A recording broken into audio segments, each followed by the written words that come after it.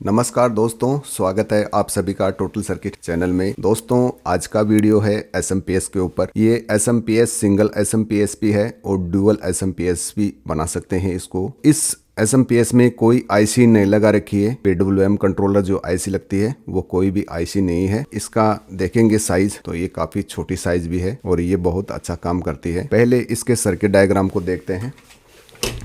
Circuit diagram में जो इसमें स्विचिंग का काम करते हैं, ये दो ट्रांजिस्टर हैं, यही इसमें स्विचिंग का काम करते हैं। ट्रांजिस्टरों के नंबर है 13009 के। ये ट्रांजिस्टर लगा रखे हैं मैंने इस एसएमपीएस में। यहाँ पर ये ट्रांजिस्टर हैं दो।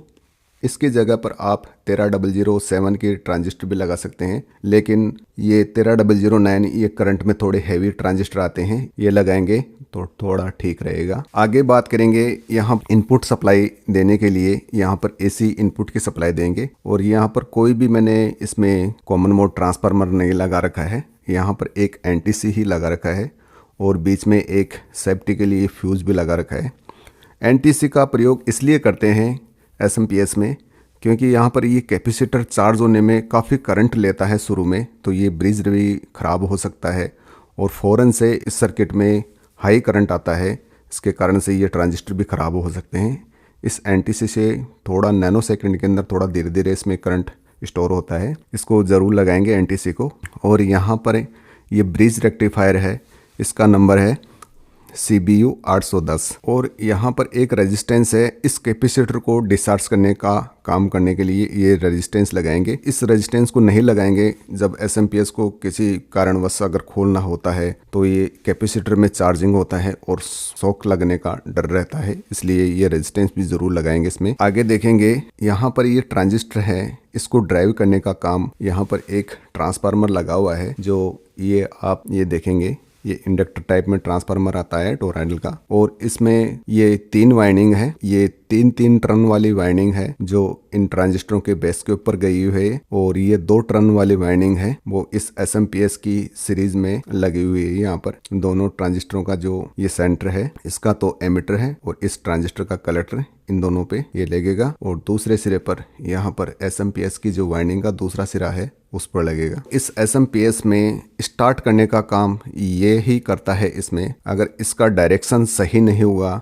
तो एसएमपीएस बिल्कुल भी काम नहीं करेगी। इसको लगाने का तरीका ये है, जैसे इसकी वाइंडिंग को देखते हैं, यहाँ पर इसका डायरेक्शन है, ये जो बड़े सिरे हैं इसके, इन सभी का डायरेक्शन एक ही है, यानी ऊपर की साइड में है। इनका डायरेक्शन देखेंगे, ये बड़े सिरे हैं, इसका डायरेक्शन ऐसे आ रहा है और ये छोटे वाले जो सिरे हैं ये नीचे का डायरेक्शन है। इसको ये छोटे वाले सिरे हैं इसको माइनस मानेंगे और ये बड़े वाले हैं इनको प्लस मानेंगे। यहाँ पर देखेंगे इसकी जो ये छोटा वाला सिरा है ये माइनस का है, तो इसका यहाँ पर सर्किट में देखेंगे तो ये डॉट बना हुआ है, इसको यहाँ पर लगाएंगे और दूसरे को यहाँ पर लगाएंगे ऐसे। और ऐसे ही इस वाइंडिंग का थोड़ा विपरीत आएगा। यहाँ पर देखेंगे इसका छोटा सिरा यहाँ पर आएगा और बड़े वाला सिरा यहाँ पर आएगा, दोनों ट्रांजिस्टरों पे विपरीत लगेगा। यहाँ पर देखेंगे जो ये बड़ा वाला सिरा है ये एसएमपीएस ट्रांसफार्मर है, इसकी वाइंडिंग के दूसरे सिरे पर ये वाला आएगा। और यहाँ पर एक 22 नैनोफैराड का कैपेसिटर लगा हुआ है जो नेगेटिव से लगेगा एक और एक लगेगा पॉजिटिव से। दोनों को आपस में मिलाएंगे। दोनों कैपेसिटर का जो सेंटर होगा एसएमपीएस ट्रांसफार्मर की वाइंडिंग का जो दूसरा सिरा है उस पर जुड़ेगा। और यहाँ पर एसएमपीएस की आउटपुट के अंदर मैंने ड्यूअल वाइंडिंग की है। इसमें 2 वाइंडिंग है, दोनों वाइंडिंग पर 15-15 टर्न है। इसकी प्राइमरी वाइंडिंग एक है, इस पर 72 टर्न है। इस एसएमपीएस में स्टार्ट करने का काम यहाँ पर देखेंगे, ये 470 किलो ओम की रेजिस्टेंस और ये 2.2 नैनोफैराड का ये कैपेसिटर लगा हुआ है और यहाँ पर एक डायक है DB3 और बीच में एक रेजिस्टेंस भी लगा सकते हैं। इसमें मैंने सर्किट में रेजिस्टेंस ऐड नहीं की, वो अभी कर देता हूँ। उसमें यहाँ पर 150 ओम की रेजिस्टेंस लगाएंगे और अब इस एसएमपीएस को बनाते हैं और इसको टेस्ट करते हैं।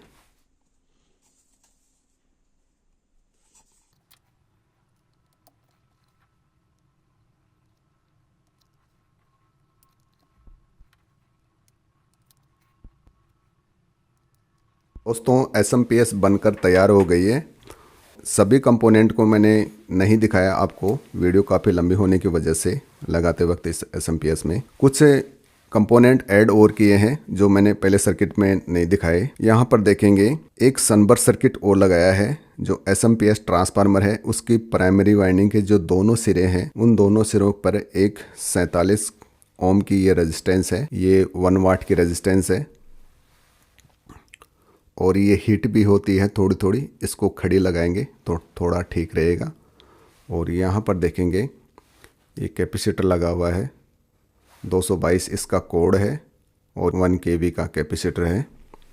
इसको ज़रूर लगाएंगे। अगर इसको नहीं लगाएंगे तो SMPS में सप्लाई देते ही फ़ौरन से ये ट्रांजिस्टर भी ख़राब हो सकते हैं। इसकी जो सेकेंडरी वाइंडिंग का वायर साइज़ है वो 22 SWG है। प्राइमरी वाइंडिंग का जो वायर साइज़ है वो 25 SWG है और इस कोर का साइज़ है वो ATD 34 है। ये कंप्यूटर के SMPS आती है वह SMPS है। और यहाँ पर देखेंगे ये ड्राइवर ट्रांसफार्मर है इसका। ये आपको पुराने CFL के सर्किट में आसानी से आपको मिल जाएगा। तो इस प्रकार मैंने इसको लगा रखा है। इसकी वाइट वाली वाइंडिंग है वो ये पॉजिटिव वाला ये ट्रांजिस्टर है इस पर लगा रखी है और जो रेड वाली वाइंडिंग है इसको नेगेटिव वाले जो साइड का जो ट्रांजिस्टर है इस पर लगा रखी है। और यहाँ पर ये 2 कैपेसिटर है, ये कैपेसिटर आ गए हैं और ये NTC लगा हुआ है यहाँ पर। अब इसको टेस्ट करते हैं। AC इनपुट की सप्लाई जोड़ते हैं पहले।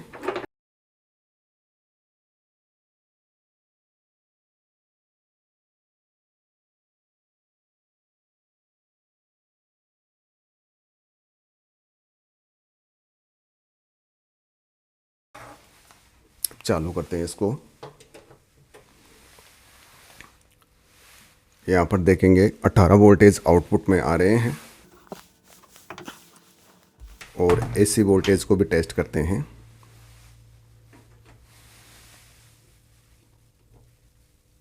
AC वोल्टेज 176 वोल्टेज 75 वोल्टेज आ रहे हैं।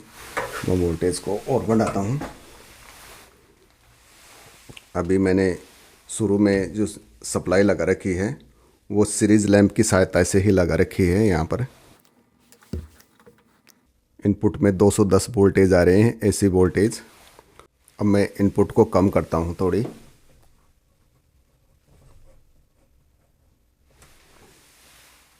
यहाँ पर इनपुट को कम करने के बाद में आउटपुट में 18 वोल्टेज आ रहे हैं। अब AC वोल्टेज को वापस से टेस्ट करते हैं। AC वोल्टेज 170 वोल्टेज आ रहे हैं। इसी वोल्टेज रेंज पर DC वोल्टेज को टेस्ट करते हैं।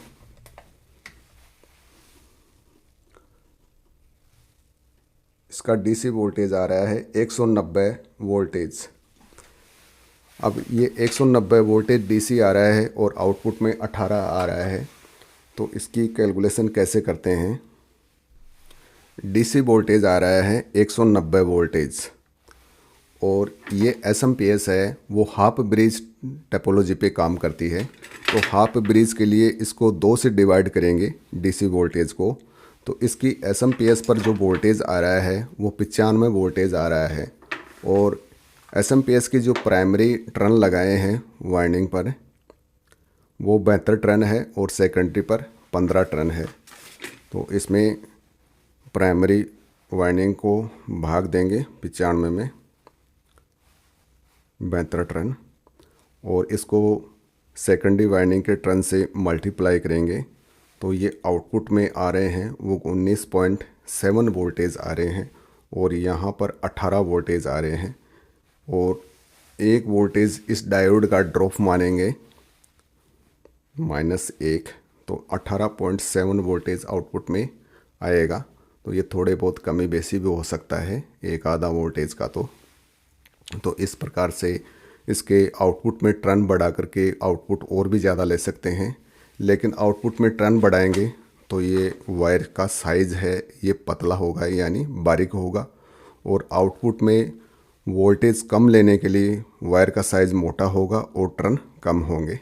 तो इस कैलकुलेशन से आप आउटपुट और इनपुट निकाल सकते हैं। अब इसको सीरीज लैंप से हटा करके मैं डायरेक्ट लगाता हूँ और डायरेक्ट देखेंगे इसके मैक्सिमम वोल्टेज कितने जाते हैं। 230 वोल्टेज पे तो इसके 32 वोल्टेज आ रहे हैं आउटपुट में, और इनपुट में एसी वोल्टेज को टेस्ट करते हैं। तो एसी वोल्टेज 266 वोल्टेज आ रहे हैं, 266-65 वोल्टेज आ रहे हैं।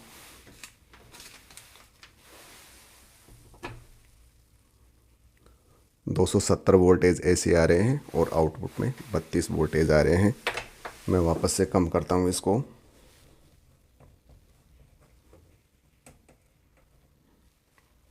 और जैसे जैसे इनपुट को कम करेंगे वैसे वैसे आउटपुट भी इसकी कम होगी। और इसको देखते हैं मिनिमम कितने पे जाता है। तो मिनिमम इनपुट आ रही है वो 4.4 वोल्टेज आ रहे हैं। इसकी आउटपुट आ रही है मिनिमम वो 4.4 वोल्टेज आ रहे हैं। और एसी वोल्टेज को टेस्ट करते हैं यहाँ पर। तो इसके 44 वोल्टेज एसी वोल्टेज आ रहे हैं। अब इस एसएमपीएस को ड्यूअल एसएमपीएस कैसे बनाते हैं वो भी देखते हैं। अब दोस्तों, ड्यूअल एसएमपीएस बनाने के लिए यहाँ पर 2 डायोड और लगाई है। इसी सॉर्ट की डायोड है। इसकी दोनों जो पिने हैं इसके ऊपर ये 2 डायोड लगा दी है। और इससे नेगेटिव सप्लाई मिलेगी यहाँ पर आउटपुट की, और इधर पॉजिटिव है। और यहाँ पर ये ब्लैक वाला है, ये ग्राउंड है। और यहाँ पर सर्किट में भी देखेंगे तो सर्किट में भी मैंने ऐड कर दिया है इसमें। यहाँ पर 2 डायोड लगाई है, BY399 है ये डायोड लगाई है। अगर इस टाइप के डायोड लगाते हैं तो 2 डायोड लगानी होगी। और इसके बीच वाले पॉइंट पर इस सिरे से करंट देगा, और दूसरे वाले डायोड पर बीच वाले पर इससे सिरे से देना होगा इस पर। तो यहाँ पर जो आउटपुट मिलेगी V+ की मिलेगी, और यहाँ पर V- की, और ये ग्राउंड हो गया इसका। अब इसको टेस्ट करते हैं। पहले मैं सीरीज लैंप की सहायता से ही चलाता हूँ। आउटपुट में मिल रहे 17 पॉइंट। इस मल्टीमीटर से ही टेस्ट करते हैं। पहले इसको ग्राउंड पे लगा देता हूँ। अब यहाँ पर देखेंगे तो यहाँ पर प्लस के 18 वोल्टेज आ रहे हैं, कोई माइनस का इंडिकेशन नहीं आ रहा है। यहाँ पर देखेंगे तो ये प्लस 18-17 वोल्टेज आ रहे हैं, और यहाँ पर ये 18 वोल्टेज आ रहे हैं। थोड़ा बहुत ये लैंप है ना, इसकी वजह से ये वोल्टेज डिफरेंस हो सकता है। यहाँ पर माइनस के 18.6 वोल्टेज आ रहे हैं, और 18.2 वोल्टेज आ रहे हैं। अब मैं इस वोल्टेज को और बढ़ाता हूँ। यहाँ पर देखेंगे 24 वोल्टेज आ गए हैं, और यहाँ पर 25.97 वोल्टेज आ रहे हैं। और भी बढ़ा सकते हैं इसको। 29 वोल्टेज आ गए हैं, और यहाँ पर 23 के लगभग आएंगे। यह डिफरेंस तो रहेगा ही इसमें। इन लैंप की वजह से हो रहा है थोड़ा, इसमें एक लैंप कमज़ोर है, इसकी वजह से भी हो सकता है। अब मैं इनपुट को कम करता हूँ, क्योंकि ट्रांजिस्टर पे हीट सिंक नहीं लगा रखी है अभी।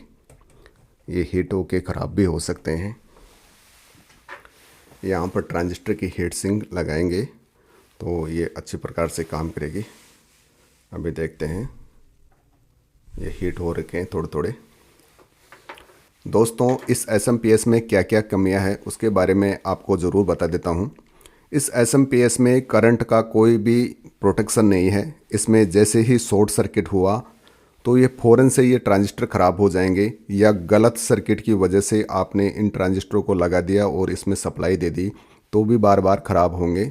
जो मैंने सर्किट दिखाया है उसी के अनुसार आप इसमें लगाएंगे तो ये सही काम करेगा। क्योंकि मैंने भी इस एसएमपीएस बनाने में काफ़ी ट्रांजिस्टर ख़राब किए हैं। आने वाले वीडियो के अंदर देखेंगे इस एसएमपीएस में करंट को कैसे कंट्रोल करते हैं, शॉर्ट सर्किट प्रोटेक्शन कैसे करते हैं, आउटपुट में वोल्टेज को कैसे कॉन्स्टेंट करते हैं, वेरिएबल पावर सप्लाई कैसे बनाते हैं। जो भी इसके बारे में जानकारी है मैं आपको आने वाले वीडियो के अंदर ज़रूर बताऊँगा। दोस्तों, आपको वीडियो अच्छी लगी वीडियो को लाइक करना, और आप इस चैनल पर नए हो चैनल को ज़रूर सब्सक्राइब कर लेना। आपको यह वीडियो देखने के लिए धन्यवाद। आपका दिन शुभ हो।